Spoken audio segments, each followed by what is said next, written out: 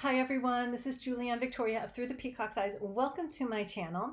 So this vlog is going to be another tag video. I thought I'd do another lighter video or a lighter video since I've been talking about my pregnancy and labor experience in the vlogs lately, and there's at least a couple more of those to come. I also want to do a discussion on death or the concept of death from a spiritual perspective. So before I get in deep and heavy into those, I thought I'd do a lighter vlog. I am popping on between clients, so this one seems like a fun one to do. That should be fairly quick. We'll see how it goes. So the tag this is a tag, Get to Know Your Witches. And as many of you know, I refer to myself as a shaman, but that's not different much, if at all, from a witch. Do a lot of the same things.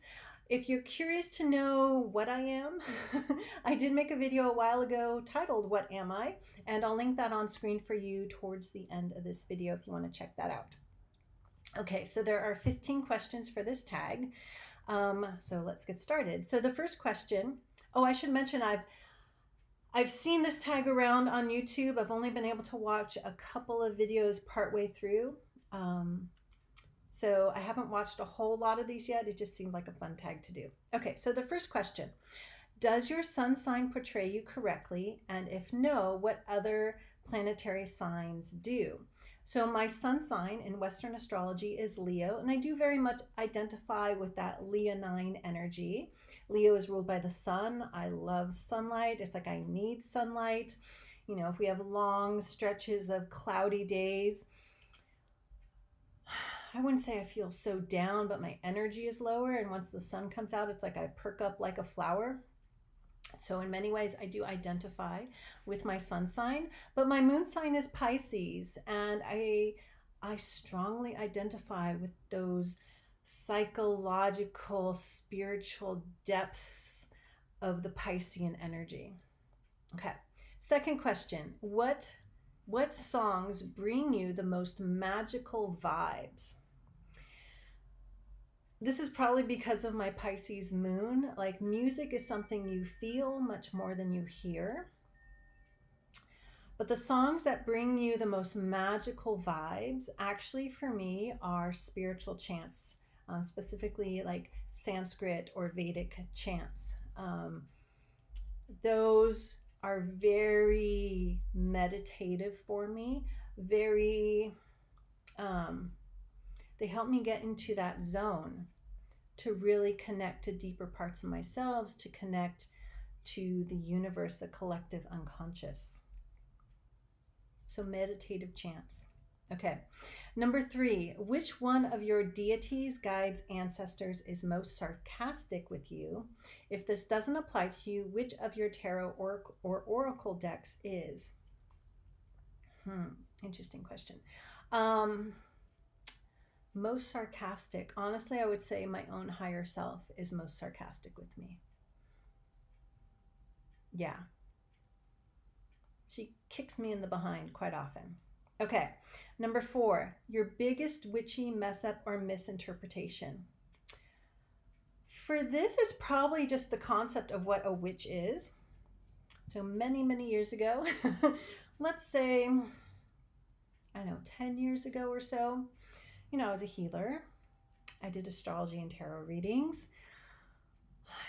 Did all these things are considered like witchy, shamanic, but I didn't have any label. And I remember like watching a movie about witches and thinking, oh, that's kind of like me. But I didn't want to use the term witch. I was like, I'm more like a sorceress. Which again is kind of like all the same thing in a way. I mean, every different person focuses on different things, right? So my biggest witchy misinterpretation is the concept of witch. And I think in the past, I just thought of, you know, witches, modern witches dressed all in black and goth and, you know, probably had the common stereotypical idea in my head, which I don't anymore. So that's probably my biggest witchy misinterpretation. Number 5, would you write a book on your craft or spirituality? Why? If you already have, what were your challenges in doing so? Yes, I would. I am. Why? My story might help other people. Um, so many of you know I have multiple creative and book projects. All of it in some ways an expression of me and who I am and what I do. And again, it's to, if my story inspires other people, helps other people, brings insight to other people, it may not, but that's why I'm doing it. Okay, so number 6, if someone wanted to summon you to their circle, what 5 items would they need? None. All you need is thought. Okay, 7, if you were a ghost, doesn't mean I'd answer your summon. If you were a ghost, what place would you haunt?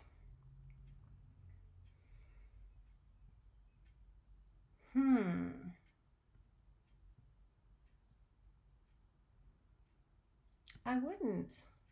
I wouldn't. If I were a ghost, though, what place would I haunt? The family home. The family home, yeah. Check out my video. I grew up in I think it's like, so I grew up in a haunted house. I'll link that on screen too. If I were a ghost, that's where I would haunt. Yeah. Okay. 8, what is the funniest way someone has reacted to finding out you are a witch? Since I don't usually use the term witch, I use shaman, although basically the same thing. I don't think I've had funny reactions. I've had people say, oh, cool, interesting. I think some people, it scares them away and they just don't continue the conversation. I've had in-laws try to do an intervention. That wasn't funny. I don't know if there's been like funny ha-ha reactions. Not that I can think of now. Okay. Number 9, do you have any superstitions? Oh yeah. Are they superstitions or are they spiritual, shamanic, witchy practices of protection or something like that? I don't know. So an example of a superstition, if I spill salt, I throw it over my left shoulder. And that's a protective spell, superstition, clearing energy. A lot of the superstitions I probably got from my grandmother or in the family. I think it's okay to walk under a ladder. I don't mind if a black cat crosses my path. I actually think that's good luck. I love Friday the 13th. So I guess those would be in the category of superstitions, but they're not necessarily like, oh, watch out, be careful. But I do throw salt over my left shoulder if I spill salt. Okay. Number 10, if you could possess any fantasy magic, what would your power be?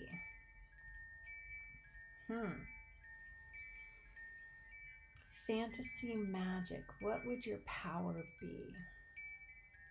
To actually fly through the air. That would be fun. Just fly through the air. Although I have had an experience of levitation.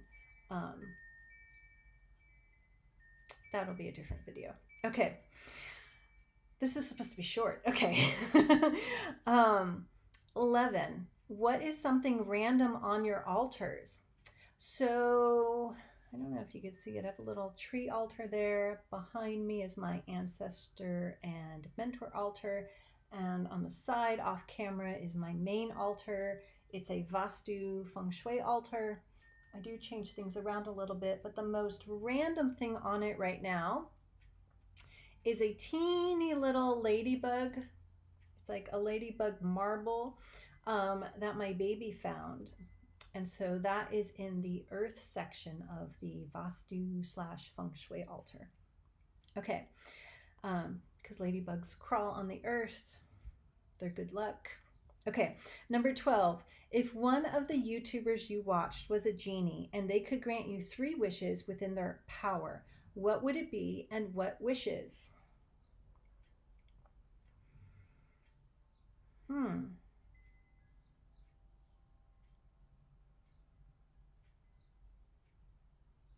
I don't know.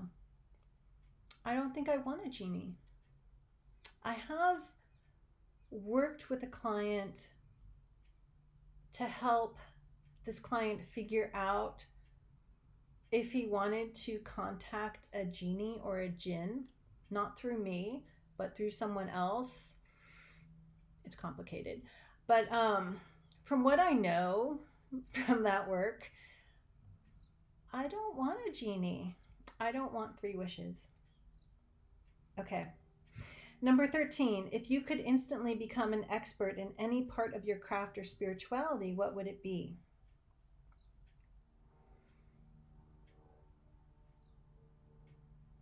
Shape-shifting. Okay.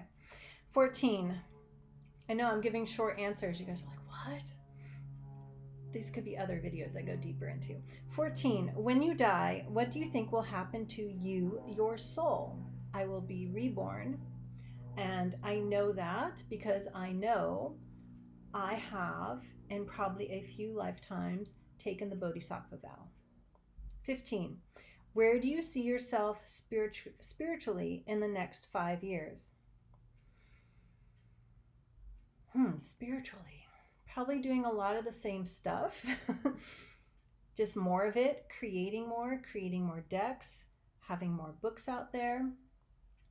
I know that may not seem spiritually, but everything I do is like in the spiritual realm.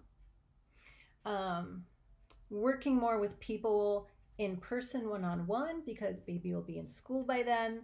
I'd love to teach in-person workshops, journaling for self-discovery, for inner work type of workshops, possibly other ones. So really expanding what I do, but being able to connect with people in person more one-on-one. I do miss doing that. I just don't have the time right now to do that. So nearly all my work is online, 98% of it. Okay, so those were the 15 questions. I wanted this to be quick and short.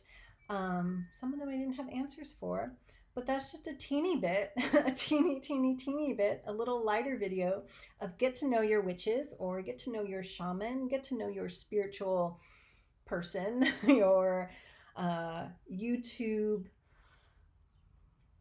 person, I don't know. Yeah, just definitely, yeah, but I can see how some of these can be taken into other videos for deeper discussion. So let me know if you want me to go deeper into some of these answers. Yeah. Okay. Well, thanks for watching. I hope this was fun for you. It was fun for me, and I'll see you back here soon.